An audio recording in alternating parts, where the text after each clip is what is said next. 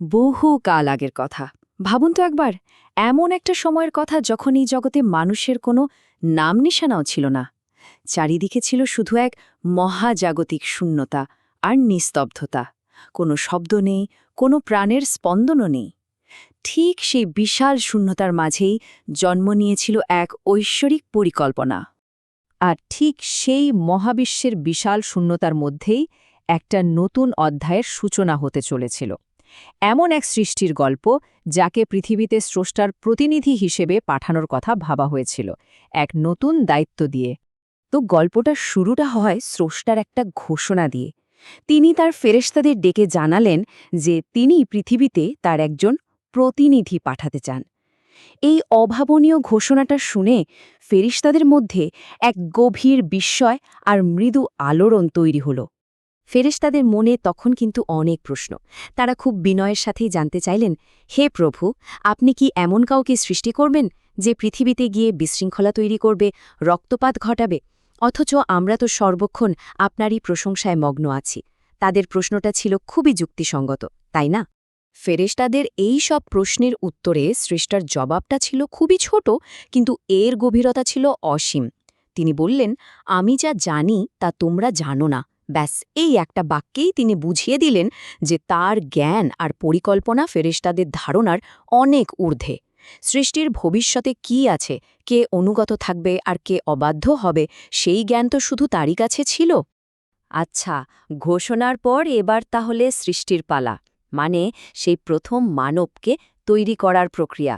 আর এই প্রক্রিয়াটা ছিল মহাবিশ্বের বিভিন্ন উপাদান আর স্বর্গীয় আদেশের এক অবিশ্বাস্য মেলবন্ধন। স্রষ্টার হুকুমে 4 জন মহান ফেরেশতাকে পাঠানো হল পৃথিবী থেকে এক মুঠো মাটি নিয়ে আসার জন্য। কিন্তু জানেন কি হল?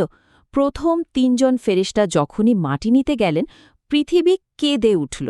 তার কান্নায় ফেরেশতাদের মন গলে গেল। তারা খালি হাতে ফিরে এলেন। কিন্তু আজরাইল আলাইহিসসালাম যখন এলেন, তিনি বললেন, আমার রবের আদেশ আমার কাছে সবচেয়ে বড়। তিনি স্রষ্টার আদেশকেই সর্বোচ্চ গুরুত্ব দিলেন। আর তার এই আনুগত্য দেখে স্রষ্টা এতটাই খুশি হলেন যে তাকে রূহ কবজ করার মতো গুরুত্বপূর্ণ দায়িত্বটা দিয়ে দিলেন। তো সেই মাটি দিয়ে একটা সুন্দর মানব অবয়ব তৈরি করে জান্নাতে রেখে দেওয়া হলো। কিন্তু সেখানে প্রাণ ছিল না। বহু বহু বছর ওভাবেই পড়েছিল। অন্য ফেরেশতারা খুব অবাক হয়ে দেখতেন এই নতুন সৃষ্টিকে। কিন্তু তাদেরই নেতা আজাজিল, যে তখনও ইবলিস হয়নি, সে এই মাটির তৈরি অবয়বটাকে নিয়ে ঠাট্টা বিদ্রুপ করত। আর তারপর এলো সেই মাহেন্দ্রক্ষণ। স্রষ্টার হুকুমে যেই না সেই দেহে রূহ বা আত্মা প্রবেশ করল, প্রথম মানব চোখ খুললেন। আর ভাবুন তো, তার মুখ থেকে বের হওয়া প্রথম কথাটা কী ছিল? কৃতজ্ঞতায় ভরা একটি শব্দ, আলহামদুলিল্লাহ, অর্থাৎ সমস্ত প্রশংসা আল্লাহর। এই পবিত্র কথাটা শুনে স্রষ্টা অত্যন্ত সন্তুষ্ট হলেন। আর ঠিক এইখান থেকেই শুরু হতে যাচ্ছিল মহাবিশ্বের প্রথম এবং সবচেয়ে বড় পরীক্ষাটা। এমন একটা পরীক্ষা যা আনুগত্য আর অহংকারকে চিরদিনের জন্য একদম আলাদা করে দেবে। ভাবুন একবার সেই দৃশ্যটা। স্রষ্টা হুকুম দিলেন সমস্ত ফেরেশতাকে আদমকে সম্মান জানিয়ে সিজদা করতে। আর হুকুম পাওয়ার সাথে সাথেই কোনো প্রশ্ন নয়, কোনো দ্বিধা নয়, লক্ষ কোটি ফেরেশতা এক মুহূর্তে সিজদায় নত হলেন।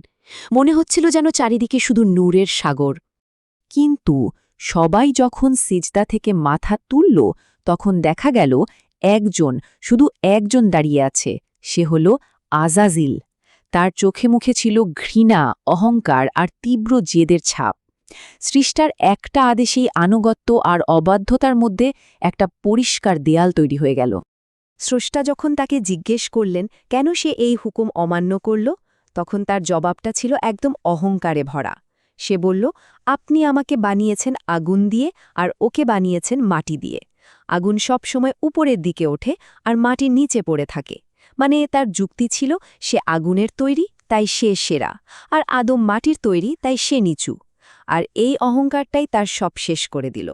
সে স্রষ্টার দরবার থেকে বিতাড়িত হল, আর তার নাম হয়ে গেল ইবলিস, মানে শয়তান। তো একদিকে ইবলিসের পতন হল, অন্যদিকে আদম আলাইহিসসালাম জান্নাতে থাকতে শুরু করলেন। কিন্তু সবকিছু থাকার পরেও তার মনে একটা অদ্ভুত একাকিত্ব কাজ করত। সেই একাকিত্ব দূর করতে আর মানবজাতির গল্পটাকে এগিয়ে নিতে একটা নতুন অধ্যায় শুরু হল। আর সেই একাকিত্ব দূর করার জন্য স্রষ্টা এক অবিশ্বাস্য কাজ করলেন। আদম আলাইহিসসালাম যখন ঘুমিয়েছিলেন তখন স্রষ্টার আদেশে তারই বাম পাঁজরের হাড় থেকে তৈরি করলেন বিবি হাওয়া আলাইহিসসালামকে। ঘুম থেকে উঠে আদম আলাইহিসসালাম তাকে দেখা মাত্রই তার হৃদয়ের সমস্ত শূন্যতা দূর হয়ে গেল। এক অপূর্ব শান্তিতে তার মনটা ভরে গেল। এভাবেই মানবজাতির প্রথম সম্পর্কটা তৈরি হল। কিন্তু অন্যদিকে জান্নাত থেকে বের হয়ে ইবলিস কিন্তু বসেছিল না। সে এক ভয়ঙ্কর ষড়যন্ত্রের জাল বুনতে শুরু করল। সে প্রথমে জান্নাতের এক ময়ূরকে আর তারপর পাহারাদার এক সাপকে লোভ দেখিয়ে ধোঁকা দেয়। এরপর সেই সাপের মুখের ভেতরে লুকিয়ে সে আবার জান্নাতে ঢুকে পড়ে। আর তারপর বিবি হাওয়ার সামনে গিয়ে কান্নার অভিনয় করে আর মিথ্যা শপথ করে তাদের ধোঁকা দেওয়ার জন্য চূড়ান্ত চালটা দেয়। আর দুর্ভাগ্যবশত ইবলিসের সেই ধূর্ত ফাঁদে তারা পা দিয়ে ফেললেন। মানব ইতিহাসের একটা টার্নিং পয়েন্ট চলে এলো। এমন একটা ভুল যা একদিকে যেমন পতনের কারণ, তেমনি অন্যদিকে ক্ষমার বিশাল দরজাটাও খুলে দেয়। ইবলিস তাদের গিয়ে বোঝালো, ওই যে নিষিদ্ধ গাছটা দেখছ, ওটার ফল খেলেই তোমরা অমর হয়ে যাবে, চিরকাল জান্নাতে থাকবে। তার এই ছলনাটা বিবি হাওয়ার সরল মন ধরতে পারল না। তিনি সেই ফলটা খেলেন আর আদম আলাহিকেও খেতে দিলেন। আর ঠিক সেই মুহূর্তেই জান্নাতের বাতাস যেন এক মুহূর্তের জন্য থেমে গেল। ফলটা মুখে দেওয়ার সাথে সাথেই এক অবিশ্বাস্য ঘটনা ঘটল। তাদের শরীরকে ঘিরে যে ঐশ্বরিক নূরের পোশাক ছিল, সেটা এক মুহূর্তে গায়েব হয়ে গেল। অবাধ্যতার প্রথম পরিণতি ছিল স্বর্গীয় পবিত্রতা হারিয়ে ফেলা। এই প্রথমবার তারা অনুভব করলেন লজ্জা, ভয় আর তীব্র অনুশোচনা। তারা বুঝতে পারলেন যে কি বিশাল একটা ভুল তারা করে ফেলেছেন। স্রষ্টার আদেশ অমান্য করার যন্ত্রণা তাদের কুঁকড়ে ফেলল। আর এই গভীর অনুশোচনা, এই তীব্র কষ্ট থেকেই কিন্তু তবার জন্ম, মানে নিজের ভুল বুঝতে পেরে স্রষ্টার কাছে ফিরে আসার আকুতি। জান্নাত থেকে পৃথিবীতে আসার পর আদম আর হাওয়া বছরের পর বছর ধরে কেঁদেছেন আর ক্ষমা চেয়েছেন। এটাই ছিল মানবজাতির প্রথম তওবা। আর অবশেষে পরম করুণাময় স্রষ্টা তাদের সেই কান্না শুনলেন, তাদের তওবা কবুল করলেন। আর এর মাধ্যমে তিনি গোটা মানবজাতিকে একটা বার্তা দিয়ে দিলেন যে মানুষ ভুল করতে পারে, কিন্তু যদি কেউ অন্তর থেকে সত্যিকারভাবে অনুতপ্ত হয়, তবে তার ক্ষমার দরজা সব সময় সব পরিস্থিতিতে খোলা থাকে। এখান থেকেই পৃথিবীতে মানবজাতির নতুন এক যাত্রা শুরু হয়। আসলে এই পুরো গল্পটা তো শুধু অতীতের কোনো ঘটনা নয়, তাই না? এটা আমাদের সবার গল্প, অহংকার আর আনুগত্যের গল্প, ভুল আর ক্ষমার গল্প, পতন আর আবার উঠে দাঁড়ানোর গল্প।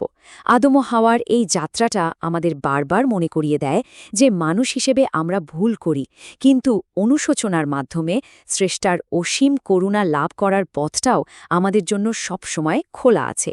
এই যাত্রা তাৎপর্য নিয়ে ভাবার অবকাশ কিন্তু রয়েই গেল।